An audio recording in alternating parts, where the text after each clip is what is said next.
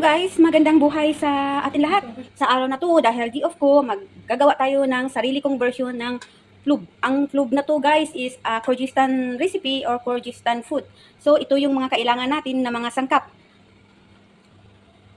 Ito yung carrots guys. 4 na carrots or 5 carrots, din isang sibuyas, tapos kamatis, tapos may bawang tayo, isang buong manok, tapos yung bigas natin. Siyempre hindi mawawala ang paminta natin at yung asin natin. Okay? Ngayon, umpisahan na natin guys. Pasok na natin. Ilagay natin na to.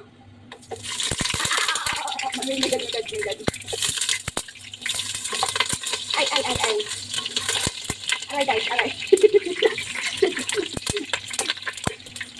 Okay, tapos ito na guys. Isunod natin yung bawang.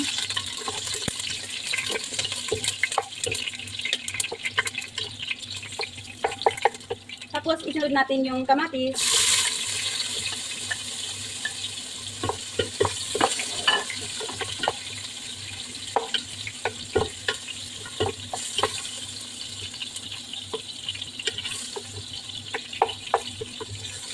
Ayan na guys.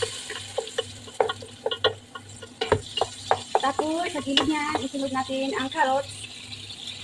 Sa gilid lang natin. Ano na to guys, pinakasimpleng recipe ng pagkain ng mga Kyrgyzstan. So ginagaya ko lang kasi nagustuhan ko. Pagkatapos guys, ilagay na natin yung manok. Isang buong manok to guys. Pero kinuha ko yung isang hita. Para anong tawag nito. May kakainin pa ako kinabukasan. Tapos ihalo-halo lang natin guys. Ganito ako magluto guys kasi yung iba kasi kailangan pang pakuluan muna or whatsoever. Ako hinahalo ko na lahat pang madalian na yan guys. Total homemade cooking lang naman. Ako lang naman nakakain mga kasama ko. Din lagyan natin ng syempre, hindi ko sabihin kasi bawal yan kay Papamita. Tapos haluin natin. Guys, huwag pala kalimutan maglagay ng maghanda ng mainit na tubig. Pagkatapos guys, where is mine? Okay, naghanap pa. Lagyan natin ito. Paminta, kunti lang. Kung ano lang gusto nyo ilagay. Kung ilan lang ba. Tapos asin. Depende na rin sa panlasa nyo guys. Okay.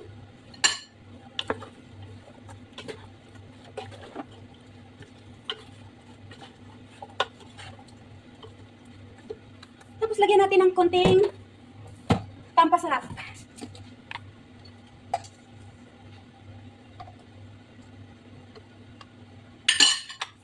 Ayan na guys. Tapos pagkatapos nyan guys, ilagay na natin yung nakahanda natin kanin. Isabay natin yan. O, malinis ang kamay ko guys ha. Baka mamaya may mag-comments dyan, maghinaw ka naman. Lagi ako naghihinaw. Advance lang mag-isip. Ang pig guys, di ba? Okay? Pagkatapos nyan, haluin siya.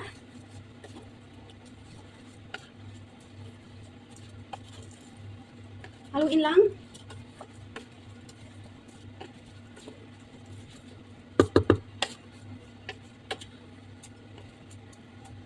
Pagkatapos nyan guys, ilagay na ang mainit na tubig natin. So, tansyahin nyo na lang guys kung gaano kadami ang tubig na hindi siya masyadong lata o masyadong mahilaw ba. Okay, tapos ihalo-halo mo lang yan.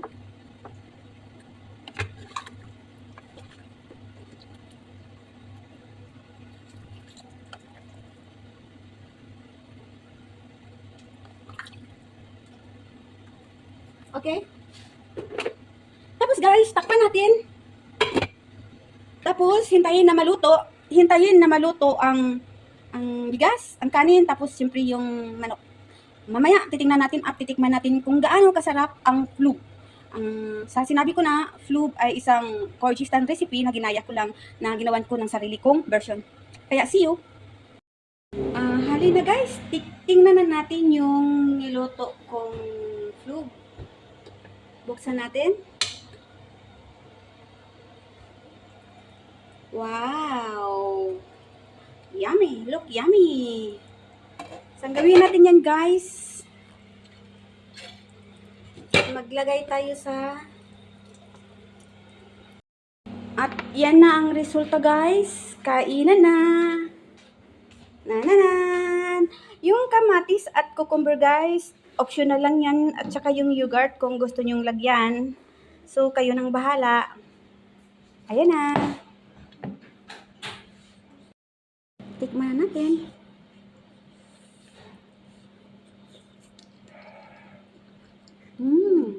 Nalinamnam. Pwede nyo na rin ito idagdag sa hapagkainan nyo ngayong parating na Kapaskuhan, guys, para sa mahal nyong sa buhay, para sa salo-salo sa magkasama ang inyong pamilya. Nabulol-tulol ako. Yun lang, guys. See you again.